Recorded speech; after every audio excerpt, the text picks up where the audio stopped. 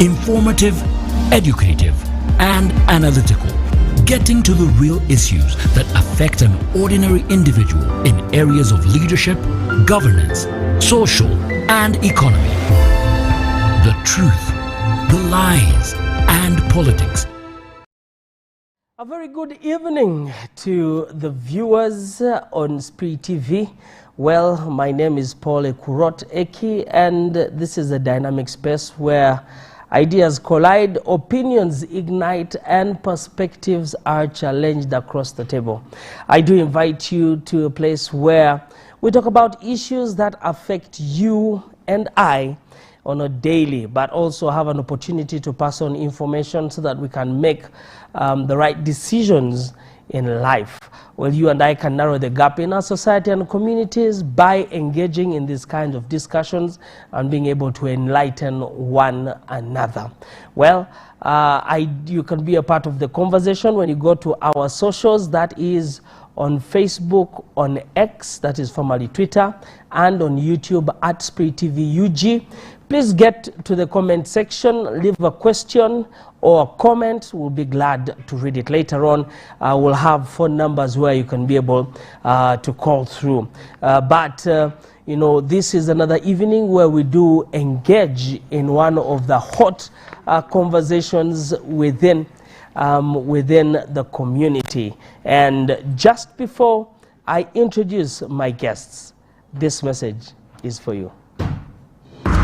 Land eviction in Uganda remains a deeply rooted challenge, driven by historical injustices, legal gaps, and socio-economic pressures. The fragmented land ownership system, comprising of Milo, freehold, leasehold, and customary tenure, continues to fuel land disputes and tensions across the country. With a growing population, urbanization, and the demand for land, evictions are on the rise. This week on The Truth, Lies, and Politics, we ask, when is eviction lawful? Are the president's directives on evictions being ignored? Or is Uganda simply running out of space? This and much more on Spree TV. Stay informed, stay engaged. And we do welcome you into the studio. This is The Truth, Lies, and Politics on Spree TV.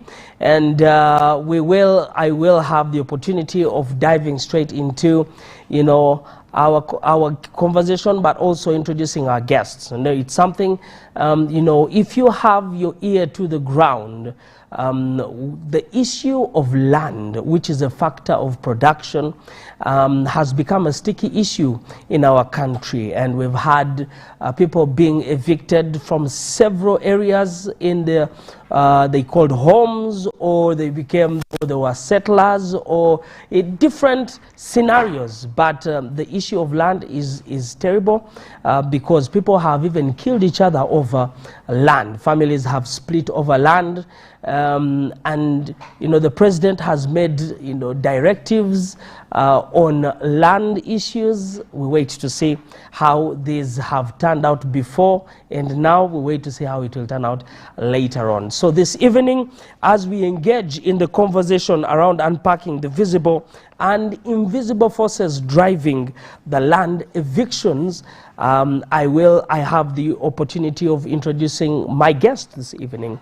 To my immediate left is an advocate, and he will help us understand issues on land matters. It's his very first time on the show, Mr. Mukisa Joshua, or rather, Council Mukisa Joshua. Welcome to the show and good evening. Thank you very much. Yes. It's a pleasure to be here. Yes. Brief and to the point. Another guest on the show is a gentleman who also is his maiden appearance on the show, Engineer Olenge Tony, who is a natural resource consultant. Welcome to the show and good evening. Good evening, my brother. Yes. I bring you warm greetings from Kekwara Acholi, because I also represent the cultural institution. Kekwara Acholi. Yes, I'm a very proud young man who supports the cultural institution. Wonderful. As a team lead for research and documentation. Yes. Thank you. Amazing. I like the way you dress. You're smart. From which district? I am from Gulu. Gulu. Originally born in Pade. Yeah, okay. Kekwa Acholi. And I thank him for pronouncing Guru very well. Some people call it Guru. When somebody calls it Guru, investigate the DNA. Thank you. The one whom you have just heard complimenting is, you know, a government representative, an assistant RCC. That is none other than Mr. Job Matua. Always happy to have him on set. Assistant RCC Arua City, and we're glad to have him this evening. Good evening and welcome to the show once again. Good evening, Onachi, Yes. and good evening, my fellow panelists. Yes. Good evening, countrymen and women. Yes. Matua Job Richard is my name. You are the truly Assistant Resident City Commissioner Arua City, but for this particular conversation, Yes. I represent 3 bodies. I am the flag bearer of socio-economic transformation of Northern Uganda. My political agenda that I've decided to pursue in this current office where I am, exclusively. Yes. You don't find me in these other dramas, but society transformation. Number 2, I am the future Vice Chairman NRM for Northern Uganda to be after Honorable Hamson Oboa serving his term. The future Vice Chairman. Yes, I'm currently supporting Honorable Hamson Oboa, but I will replace him. And I've told him that we have agreed on principle. Now, then, I am representing the office of the president here, for which I will defend the executive order number 2 of 2025. Wonderful. This question bothers the politics, bothers to the economy, and the survival of the people of Northern Uganda. Hence, an existential threat we must debate objectively. Interesting introduction right there, Mr. Matua. Thank you very much for coming to the Matua. Yes, you Matua. Come quickly. Yes. Matua. That's a Lugara name. Okay. Thank you. Very much. Identity. All right. Mr. Charles Romushana is the one at the extreme end. He is a political analyst, but also a former spy. And we're glad to have you on the show. Good evening, sir, and welcome. The Almighty God of all creation is great. And the Almighty God of all creation is exceedingly merciful. The message I have for you today, and I will be very brief. Sometime back, I told you about people we call insane. Those on the roadside, those who eat from Kasasiro. And I told you, I've never seen a church hold a requiem mass for any of them when they die. We don't pray for them to have their souls rest in peace. And in their state, they don't pollute the environment, they don't pollute our waters, they don't manufacture fake drugs, they don't distribute fake drugs. But I would love to add today that you will never hear any of them declare war to kill others. Neither are they involved in wars. By the way, even when there are wars, I'm not very sure we are bothered about their death. We fight our wars and we even bomb them. But remember, they are human beings, born of the same mother and father like the way we are. Yes. And they are a creation of God. And you know God doesn't make mistakes in creation. No. But above all, you and your child cannot stay in the lives in which they are. Eat from where they eat, sleep where they sleep. Even pick sleep where they sleep. If you are to be in that situation, I doubt you would pick sleep. They do. And they are alive. Meaning, God listens to them. They pray for their lives and God listens to their lives. But have we ever had any of them boast that God listens to them? For us, even when we are not very sure God listens to us, we will want to tell all congregations and become agents of God. To give blessings, to invite miracles. We even advertise, come, God is about to perform a miracle.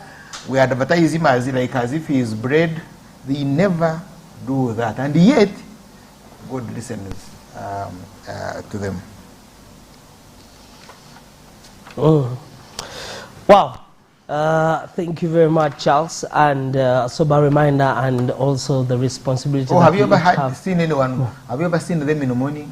No, no. That one of them has died and... They just move on. You go to the Catholic Church. Yeah. Most of these Catholic churches, you will find them there. You know, Syria has taken us to deep end of philosophy. You will find them there. You don't find them crying or mourning that one of them has died, but they are there. But it's a careful places of worship, they are there. Thank you very much, Charles, for that. Gentlemen, I would like for us to dig into the conversation on land and what has been happening. You've had several people being chased from certain areas because of land, but also that was in the northern region in Acholi land. But we've had all over the country there are people being evicted and thrown off land. And one wonders why this keeps on happening. One wonders even after directives from the president, this keeps on persisting. But just to shine more light, I'll start with the legal minds. Just to let us know, what land evictions are, when are they enforced, when are they legal, when are they illegal. Then we can take on the other directions of our conversation. Councillor Joshua, you can take it on there. Thank you very much. I would like to begin the conversation from the genesis. The Constitution of Uganda provides for the different tenures of land. And it shows how someone can be evicted from their land, including the requirements that have to be fulfilled, even in the event that the government wants to take over land. So Article 26 provides for that. Okay. And says the people can own land. Land cannot be taken from them unless they have received prior adequate compensation. Okay. And it's according to the law. Okay. Now, in terms of Article 237, it shows the various land tenure systems. We have the customary land, we have the Milo land, we have the freehold and leasehold. Okay. Now, the people that have ownership of land through these different tenures are legal persons. Recognized by the law. Recognized by the law. All right. But there's also another section of people that have a registrable interest in land. What do you mean by registrable interest? At the case of Julius Radinovi versus Hopper in Somwe, it shows in instances, for example, there's a spouse and the husband, they're living together, and then the husband wants to sell off the marital home. Okay. He cannot do that without the consent of the spouse. All right. Then when you look at the way the Constitution was constructed, there is a lawful occupant and a bona fide occupant of land. What's the difference between the two? So the difference is that the people that stayed on particular portions of land before 1980 were deemed lawful occupants of land. For what? Lawful occupants. Before when? That is before 1980.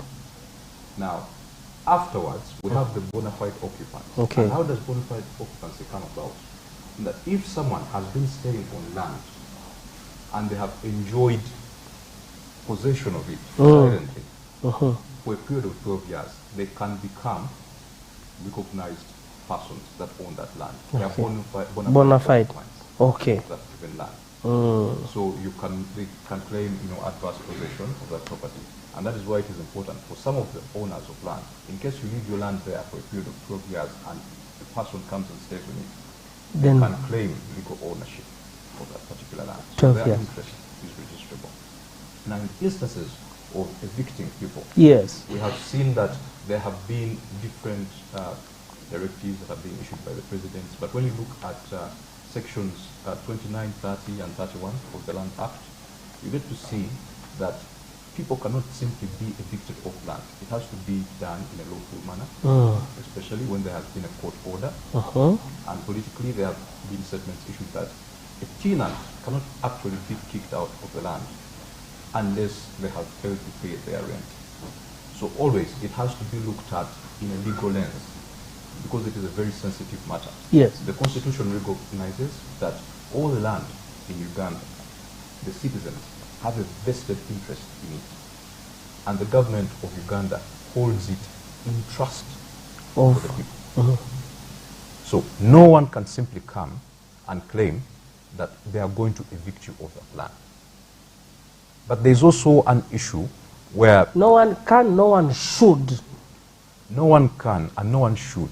Of course, many people claim that they have the authority to evict you of the land using trickery.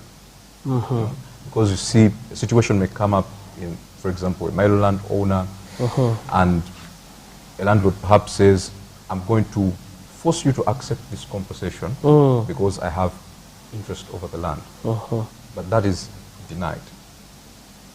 Now, for the people who own customary land, of course, there's the issue, you know, customary land, historical land, and it has not been registered. There's a provision where people can register this customary land and they receive certificates. But even in that instance, you cannot simply acquire land fraudulently and claim, I have registered the title in this particular section of land, therefore I'm going to evict the people that have been residing in that land. It would be very wrong and it's unlawful.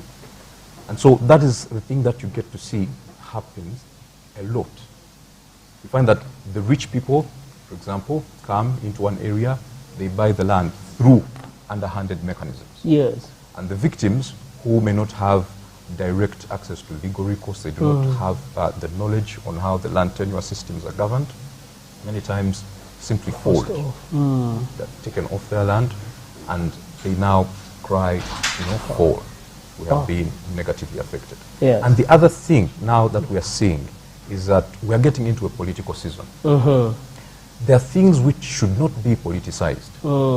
So if you get down and look at the issues of the Balaalo, for example, the Constitution of Uganda provides for the different people, you know, the tribes that are recognized in Uganda. Yes. And the Balaalo have not been defined. As no one has actually broken it down. You understand? Yes. It has not been defined, and it is not among, you know, these protected. So where did this word Balaalo come from? So the Balaalo word is mainly a description of a certain kind of people. Of a certain kind of people who are mainly cattle herders. They take care of the cattle and they live a nomadic life. So interesting. They happen to go to the north. And now people are looking at it as a tribal conflict that is taking place in northern Uganda. Okay. They said, okay, the people in the north do not like the Balaalo. But who are the Balaalo really? This is not to say a recognized tribe. All right. I thank you for that breakdown, and I know that it speaks into what we are going to conversate. I'm getting to you, Mr. Matua. But I'd like to get to the gentleman from the cultural, you know, institution, from Acholi himself. You know, because this is a sticky issue, and it's the one that is prominent around where we are talking about. Why are you people chasing? Allow me to say, why are you people? Because it's the information that is coming from Gulu, all right? Why are these individuals being chased? You have about 2.2 million Acholis. You have about 15,000, you know, Balaalo who are in that area. I think almost 1 million, you know, cattle herds that are in that region, and vast pieces of land. You know, why would somebody be sent away? And yet, Article 29E of the Constitution says anyone can live anywhere in this country if they follow the legal procedures of, you know, settling on the land. What is happening even in Acholi land? You can add to that. Thank you, my brother. I just need to start by correcting you, by telling you that one of the most hospitable groups of people among the tribes in this country are the Acholi. That's a fact. You can test. That's a fact. That the most hospitable group of people in Uganda are the Acholi people. You can try it out on an experiment. Okay? Number two, if we're talking about land as a resource, I think this is something we need to correct in this country. Land as a natural resource, we talk about it, we should not talk about just the surface of the land, which the Balaalo and the cultivators are dealing with. But we should also know land as a resource also provides wealth from underneath. That is a debate that we'll also talk on later. Okay. But most importantly, if we're discussing this Balaalo situation, it is very important to understand, for instance, in this case, why did we have blank or vast amounts of land as it is seen in the region. I think when you look at it carefully, you'll start to realize that during the NRA war, when they were trying to fight to get to power, and then the post-NRA war, okay? The 90s coming to the 2000s, a lot of cattle was lost from Acholi, okay? And if you look at the numbers, originally you were cattle herders originally the people of Acholi kept their wealth in cattle and land itself. Okay. So if you look at the numbers of cattle that were lost, they were in thousands, over 200,000 plus. And for us who have grown and researched about that fact, if you read academic papers that were written on that war and how cattle was lost, you'd realize that the people who took the cattle are the people who fought the war, the NRA soldiers. However much they blamed it on the Karamojongs, but it's a fact that it is the NRA who are now the people in government who took the cattle? 200 plus herds of cattle from Acholi. And the people of Acholi organized themselves and sued government. These are facts. Took government to court. The president found that it was going to be a tricky situation for government and opted for out-of-court settlement. That is when they formed what they call the Acholi War Debt Claimants Association to negotiate and demand for the release and the compensation of the cattle. That you see now, the Teso elders are also crying for. The same with the Lango areas. People compensation has been going on for a while. Now, what happened is that compensation, that negotiation that the president requested from the Acholi elders, who then took the government to court, was in goodwill, I believe. But I think nothing was done about it, as we've seen. I would call it systematic delays to pay back the cattle of the Acholi people up to now. And it has been very painful that you see most of the elders have died, okay? And many keep to die without getting the cattle. And I think politically, some of the elders from Teso found it strategic enough to move to Honorable Robert Chagolanyi for the NUP to put some political pressure, okay? I believe those elders know that by going to him, they would put pressure. And I think we saw the vice president making a statement thereafter. Now, moving to that systematic delay, you'd find that after every 5 years, because let us say Matwa had 1,000 herds of cattle, okay? After every 5 years, government in its repayment program or restocking program would give him one cow. That is like giving you one leg of the cows that you are supposed to receive over time. Okay. So that is more or less an insult that was given, or a political situation that was supposed to be handled well, but it was mishandled by government. Engineer Nanya, now, how is that an insult considering the numbers? You're not the only people who need I'm giving you context. I'm giving you context. You will see how it has been an insult to the people. All right. Yeah. Number two, then came the LRA war. Okay? The Acholis were forced into internally displaced camps. Were forced. The people of Acholi, I was born in 1995. By that time I could tell. The people of Acholi were forced into internally displaced camps. They were not interested in going to the camps. Okay. This NRA government took over power, and government is mandated by international law even to take care of life and property. They failed on their part to take care of life and property. They forced people of Acholi into concentration camps. For safety purposes. And I will give you a fact, it is not for safety purpose. That was the language used. But Romoshana was an RDC in Pade. He knows very well that people were killed in the IDP camps. And this was in a mixture of both the UPDF and the LRA. These are records that are there and they're documented properly. Right. Now, I'm giving you more context. Post-LRA, yes, the recovery programs for northern Uganda, you saw what happened. PRDP funds were stolen. Almost all the programs had theft. NUSAF 1, 2, 3, and now NUSAF is coming to NUSAF 4. NUSAF 3 is what even hurt me most. That's where we saw the Nelson Tugume project of Inspire Africa Coffee being funded by NUSAF 3. They launched a coffee. And in Gulu, they opened something called Inspire Africa Coffee Center, where when they came to Romoshan, if you move to the north and see that structure, you'll cry. It is leaking, the roof is leaking, there is no business going on. But they spent, and they came and told the Public Accounts Committee of Parliament that they used 3.6 billion something to teach the people of Acholi, or the young people of Acholi, how to drink coffee. How do you teach me how to drink coffee and you spend 3 billion of Northern Uganda Social Action Fund that was meant for post-war recovery was being eaten by a clique and mafias in this government? The Tugumes represent proxies within government. I'm giving you context. But I'd like NUSAF has been extended. Let me give you context. I'd like to add on to that, just what you said. Do you know that Uganda has overtaken Ethiopia in coffee exports as we speak of today? That overtaking of Ethiopia in coffee export doesn't matter if you disadvantage one part of the region because of that. Because now this is the build-up of the problem that we're seeing. Post that, you see NUSAF has been extended up to Busoga. When did Busoga become Northern Uganda? Because NUSAF in full is Northern Uganda Social Action Fund. So when did we start seeing Busoga become part of Northern Uganda? Okay. So what are we doing as a government? I'm still giving you context. Okay. Now, with all that situation, the NRA war, LRA came, the IDP camps, you refused, or the program was not handled well. People looted money for the resettlement of the Acholi people. The people came back to the camp, from the camps, and there was no proper structure. Elders who knew the boundaries of land were lost during the war. We were the generation of the IDP camps. We don't even know the boundaries of the land. So there was internal land conflicts among the Acholis themselves. Okay. First of all. But two. Post that, then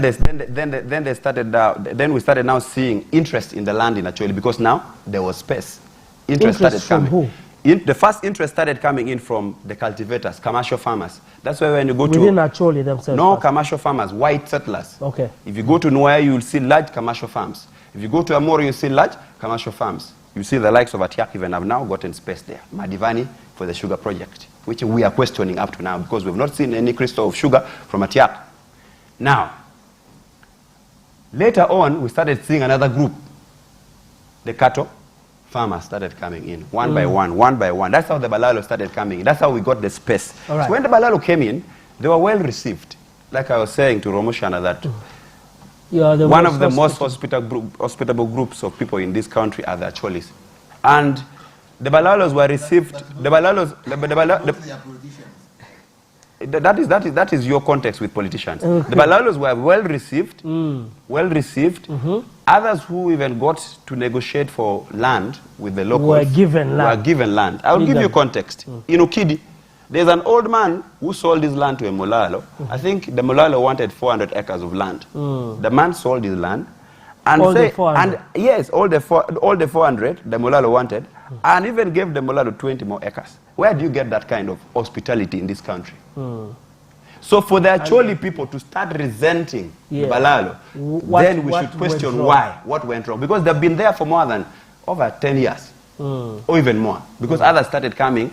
I think people now started seeing the influx when this situation started coming. I've moved for these negotiations, for these mediations with the paramount chief. Yes, I personally was sent by the paramount chief of Acholi. To mediate conflicts with the Balaalo. I know what I was saying. You will see guys moving with the AK-47, and you'd ask the RDC and the security team, and they have no say over it. So what was the balance of power? Here is a desperate young man or a desperate old family that doesn't have money. They don't have the guns. You on this other side, you have weapons. You on this side, you have the money, and you're using. And the cows, and you're using a blend of all that power dynamics to take over land. So that should give you the context of why the Balaalo situation started coming up. And the other thing that really got the anger built up in the community so much was that the Balaalo do not want to settle and agree to the norms of the Acholi people, integrate or understand how the Acholi people behave. And we are a communal entity, okay? Everything is shared communally. So you'll find somebody has bought land and fences of water bodies. Fences of a whole stream. That are not part of his land or that are part of... Even if you have 10 acres of land and a stream passes through your land, it is a communal property. Just like government would say you don't have access to a lake. Number two, these guys took their arrogance. And I'm not saying all the Balaalo are bad people. Some of them were well behaved. I have met the Balaalos. I've even given them advice to even form the associations so they could discipline themselves internally. something they felt. If you ask a gentleman called Bariche, he will tell you. Sometimes not. Okay. So the Balaalo went with their arrogance to far extents to provoke anger from the Acholi people. Remember, this is a group that lost their cattle. They don't see compensation, but they see it as if it was an intended move on a quiet arrangement to disempower them of cattle, to create space in their land so you can bring yours. So you can bring yours. So because let me tell you, the local man in the community actually there knows that this land, this cattle, is not for this ordinary man moving with a stick. The big people are there. There's someone behind. That is why President Museveni passed several executive orders and none was implemented almost. How do you see it on an executive order? It means that the people who are supposed to implement are the ones having the cattle. Right. The real owners, the real Balaalos are in Kampala. These ones on the ground are just basically common people. The last context I wanted to make that angered people was when people started to realize 2-3 months ago, and this was kept in the administration of the cultural institution, when Emulalo, let me get his name right, Emulalo called, this is the level of arrogance we are talking about. All right. When Emulalo called Rabushaja Geoffrey, yes, on 26th of December 2023, through a company called a Mwebasa Company Advocate, sued the paramount chief of Acholi, demanding 1.6 billion shillings. For what? Now, this Molalo went into a land conflict with the people of Acholi, with the local community that gave him land. His animals strayed in the farms, and so the community started revolting and said, please, you cannot give us 20,000 having destroyed 2 acres of land, okay, of our cultivation. So the issue was reported to the cultural institution. The paramount chief came to mediate the conflict. This man with his arrogance went and sued the paramount chief. The case is in court, and this is the document I shared with council. So how do you sue the custodian of land? Because land in Acholi is managed customarily, and the custodian of the customary tenureship are the cultural chiefs. So who are you suing in this case? And you being arrogant also by saying, you mean I can't sue you? People have sued the president, you know. Well, there are limits. There are limits to everything. All right. And I think this executive order came in time because I think the president was trying to read into what I would call human intelligence. Because I think the president was trying to avoid a lot of conflicts that would arise. Thank you very much. We've had the definition of the land and evictions and everything. We have had the picture of what is happening in the north. Presidential directives, very quickly. I would like to take you on that, Mr. Matua. And then we shall have Charles close out this hour, and then we shall come back. Thank you very much, my brother. Very quickly. First of all, I would like to... You have a microphone. I would like to thank Spirit TV for giving me opportunity to address the question of Balaalo in northern Uganda. Thank you very much. Yalama noi, webali nyo. Afoyo matek, webali mnonga. Awadi fuambo. Who is Emulalo? Is Emulalo a Lubara like me? According to the legal mind, is Emulalo a Muteso like you, the moderator? Is Emulalo a Muganda like a Mutebi? Is Emulalo a Muchiga like a senior Romosana? Is Emulalo a Muhima like Kaguta? Who is Emulalo? If we can answer that question objectively, that Emulalo is not a tribe, then the people who are framing a tribal question in it are diverting us. They are diversionary. We must question their motives. They could be agents, surrogates of the mafia disturbing the people of northern Uganda. Now, if you go to 1995 Constitution of the Republic of Uganda, as amended, the third schedule, where it lists the tribes in Uganda that were in existence at the 1st of February 1926, the 64 tribes listed there. There is a North tribe called the Mulalu. So I want to invite those who are saying we are being a tribal. Which tribe is called Mulalu? It is a very primitive argument. Now, we have now agreed that Emulalo is not a tribe. The lawyer said Emulalo is not a tribe. It's not back down. Thank you very much, Councillor Balinyo. Now, what is the question then about Balaalo in northern Uganda? Mr. Moderator, let me go to the heart of the question. Yes, please. The problem is the failure to integrate, assimilate, cooperate with the host community. He mentioned part Now, of it. the Balaalo have gone with arrogance, indiscipline, and impunity of the highest order. These people who are not a tribe. We must probe who is giving these Balaalo the unnecessary kajanja, amalala, obuyinja power. They even made these people Uganda. Come on now. Now, I can tell you, these shoes I have put on, yes, was sold to me by a Mufumbira from Kisoro, who is settled in Arua. Who is settled in Arua. This suit I'm wearing was sold to me by a Muganda, who is settled in Arua. All right. The hair, the weave my wife is wearing was sold to her by a lady called Juliet from Kabale, who is settled in Arua, even in bought land. Yes? They are there. I have even encouraged her to marry now a Lubara so that she could improve the breed of our children. She's really, truly beautiful. I even told her if I was not married, I could have proposed to her. You want to tell me that these are the people who are tribal? Obote's wife, Mama Miria Kalule Obote, is a Moganda. Is Obote a tribalist? No. Actually, Honorable Jimmy Akena is a progeny. A progeny is an offspring, a child born between a Langi and a Moganda. So therefore, where is the problem? the problem is failure to integrate with the host community. Can you imagine a Mulalo taking the cattle to somebody's garden? Are you saying that? Should that person clap for that Mulalo, singing glory over our dead body?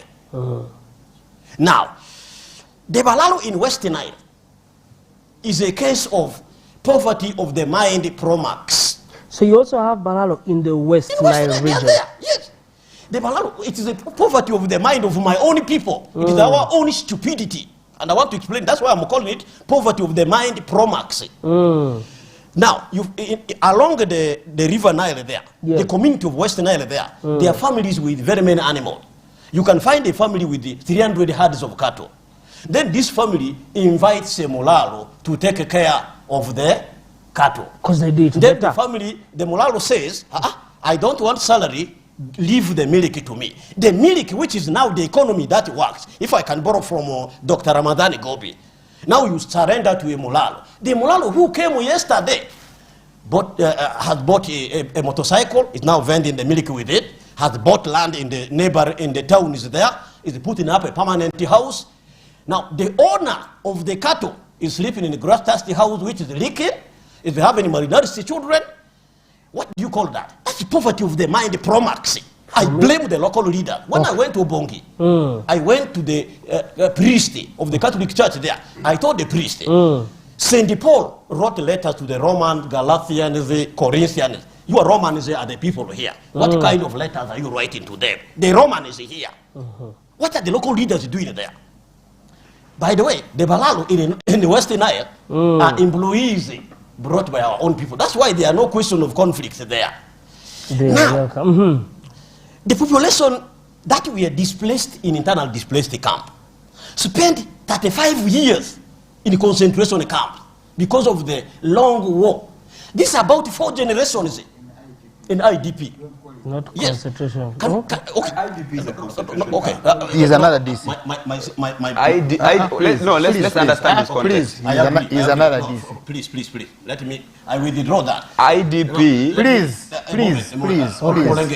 Give me a chance. He's saying in his capacity as RCC, Yes, I have accepted. Concentration camps. Internally displaced camps. The person that was displaced there spent 35 years in especially Acholi and Lango. 35 years. This is about 4 generations in the camp, which is now returning home. Some of these children, like him, the children of the IDPs, they don't even know the boundaries of their land. That population then needed to be mobilized for mindset change, and it has returned to the villages without anything. Land, which is their only wealth. Land is both capital and a factor of production. Yes. Please, Mr. Moderator, if you are landless, you are a destitute, you are nobody without address. Now, that population you want to dispossess of their only wealth, you might create 3 problems. Number Even one, when they feel you can sold even it. create a rebellion, another rebellion. Even when they feel sold it. Number 2, you are doing economic sabotage of that population. Right. Number 3, you create a political question. That's where I am now going. Now, Right. the political... let me finish. The political question then. Some opposition political elements in Acholi sub-region particularly had started mobilizing against the government using the question of Balaalo, their arrogance, and what have you. Now, this is, if we had not solved that problem, then it would lead to loss of votes in Acholi sub-region. Now I want to ask you, should we wait to first lose, and then we lose Acholi sub-region, when Uganda has rejected now NRM, then we lose power and we solve the problem after losing power? It did not vote for NRM in the last election. I want to be very objective. These are The two are different. Yeah. NRM got 1 million votes. That's a lot. Thank you very much. But then, the question then I'm asking is, should we wait to first lose Acholi sub-region and come to resolve the problem after losing the election? Which is saying politician can do that. In fact, I want to thank His Excellency President Yoweri Museveni Kaguta for Executive Order number 2. It will make us win Acholi sub-region. All right. Now, can I please, put a pause on that one? Please, lastly. Okay, lastly. The Balaalo we are evicted from Bunyoro sub-region, Bulisa. It was not called tribalism. They were evicted from Tanzania. It was not called tribalism. They are now, some of them are now in Benin, in West Africa. It's still not. It is not called tribalism. Even in Teso, they were. Yes. Who is calling the eviction of Balaalo from northern Uganda a tribal question? I met a younger man today, whom I happened to teach at St. Henry's College Chitov when I was called to facilitate. Now, this younger man is also one of the Balaalo people in northern Uganda. He raised an objective question to me. This young man said, it is true, now they want these people to first leave before they do verification. His question was, where do they want them to go temporarily as they do the verification? That question I refer it to the government body.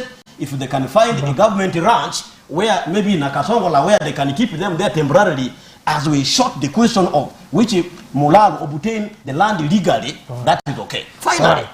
You said finally in the last one. Finally. All right. It's a very important issue, my dear. The government body is submitting. There are some senior government officials who are actually awakened by the continuous preaching of our president about wealth creation. These government officials, Nicholas Opio has alluded to some of them in his post today. Senior counsel Nicholas Opio. Yes. Some of these government officials are using some unscrupulous people in Acholi sub-region particularly and Lango to obtain land using a bad method. Similar cases we have in Mubende, in Bunyoro, in Kasanda. What we call the land grabbing thing. All right. You get me? Okay. Now, so this could be the Balaalo. My brother is referring to them being in the Kampala. Who are not being represented by those one on the ground. Maybe they are the one giving those other ones unnecessary obuyinja to express unnecessary impunity. Okay. My request, my submission is that, please, dear Balaalo, you are not a tribe. Kindly first move your animals away. Where? If the people say we northerners are against the other tribe, General Salimu Saleh the Great is settled in Guru. Do you know how much we are happy because of his presence? Saleh is not the great. Do you know how much? To me, he's the great. Okay. All right.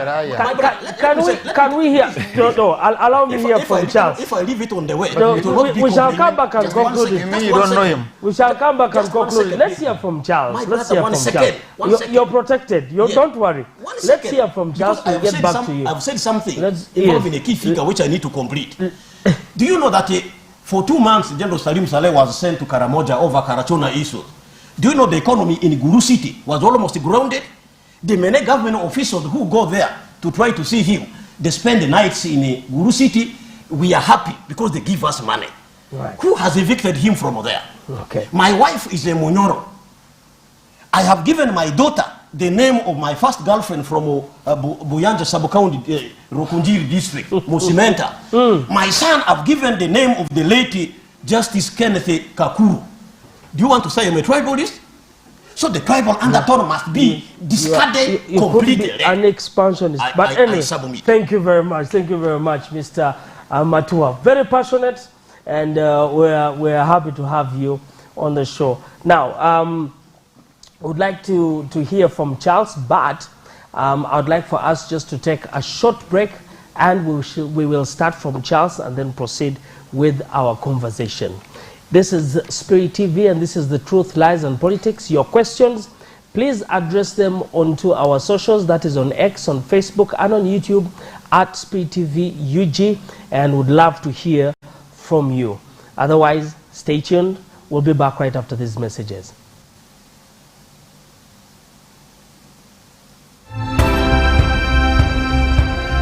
The truth, the lies, and politics. Informative, educative, and analytical. Getting to the real issues that affect an ordinary individual in areas of leadership, governance, social, and economy. The truth, the lies, and politics.